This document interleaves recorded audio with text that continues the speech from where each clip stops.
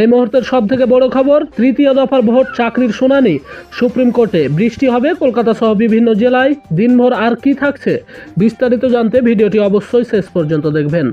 আজ দেশের 12টি রাজ্যে কেন্দ্রশাসিত অঞ্চল মিলিয়ে ভোট হচ্ছে 93টি আসনে।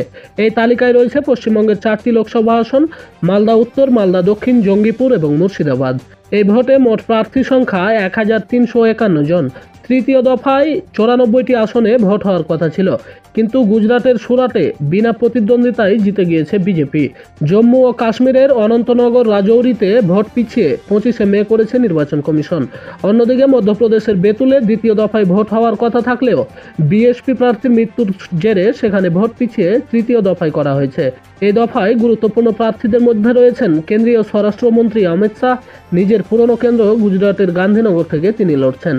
আজ ভোট হচ্ছে পশ্চিমবঙ্গের 4টি, অসমের 4টি, বিহারের 5টি, ছত্তিশগড়ের 7টি, গোয়ার 2টি, গুজরাটের 25টি, কর্ণাটকের 14টি, মধ্যপ্রদেশের 9টি, মহারাষ্ট্রের 11টি, উত্তরপ্রদেশের 10টি, দাদরা ও নগর হাভেলিতে 1টি এবং দমন ও দিউতে 1টি আসনে সকাল 7টা থেকে বিকেল 5টা পর্যন্ত চলবে ভোট গ্রহণ। অপরদিকে এসএসসি নিয়োগ মামলায় 25,753 জনের চাকরি বাতিল সহ অন্যান্য রায় নিয়ে সোমবার সুপ্রিম কোর্টের প্রধান বিচারপতি ডিওয়াই চন্দ্রচূড়ের বেঞ্চে শুনানি হওয়ার কথা ছিল। সময়ের অভাবে ওই দিন শুনানি হয়নি। আজ বেলা 11টা নাগাদ আবার মামলাটির শুনানি রয়েছে।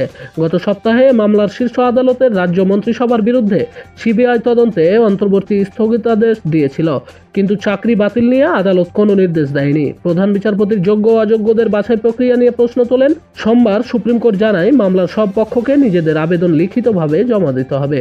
সেই অনুযায়ী আজ শুনানি হবে। অন্যদিকে যোগ্যদের তালিকা সুপ্রিম কোর্টে জমা দেওয়া হবে বলে গত শুক্রবার জানিয়েছিল এসএসসি। অপরদিকে আলিপুর আবহাওয়া দপ্তর জানিয়েছে আজ বজ্রবিদ্যুৎ সহ বৃষ্টি হতে পারে বীরভূম, বাঁকুড়া, 2 বর্ধমান, 2 মেদিনীপুর, 2 চব্বিশ পরগনা, কলকাতা, হাওড়া ও হুগলিতে। সঙ্গে ঘন্টায় 50 থেকে 60 কিলোমিটার বেগে বইতে পারে ঝোড়ো হাওয়া।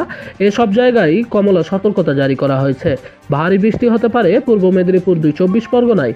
দক্ষিণবঙ্গের বাকি জেলাতেও ঝড় বৃষ্টির সম্ভাবনা রয়েছে। বৃষ্টির পূর্বাভাস রয়েছে উত্তরবঙ্গের বেশিরভাগ জেলাতেই।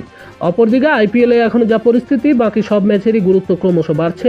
আজ মুখোমুখি রাজস্থান রয়্যালস ও দিল্লি ক্যাপিটালস। 10 ম্যাচে 16 পয়েন্টে নিয়ে সঞ্জু স্যামসনের রাজস্থান এখন দ্বিতীয় স্থানে রয়েছে। ঋষভ পন্থের দিল্লি 11 ম্যাচের মধ্যে 10 পয়েন্ট রয়েছে। সঞ্জুরা জিতলে কলকাতা নাইট রাইডার্সকে টপকে শীর্ষে চলে আসবে। দিল্লিতে খেলা শুরু সন্ধ্যা 7:30 থেকে। এই মুহূর্তের সব থেকে বড় খবর, সারা দেশে গত কয়েক বছর ধরে পেট্রোল ও ডিজেলের দাম বৃদ্ধির সঙ্গে রান্নার গ্যাসের সিলিন্ডারেরও দাম ক্রমশ বাড়ছে। অন্যদিকে রান্নার গ্যাস ছাড়া চলা সাধারণ মানুষের কাছে কঠিন বিষয়। আর যেভাবে রান্নার গ্যাসের দাম দিন দিন বাড়ছে, তাতে করে সব থেকে বেশি সমস্যার সম্মুখীন হচ্ছে মধ্যবিত্ত পরিবারগুলি। রান্না গ্যাসের এই বাড়তে থাকা দাম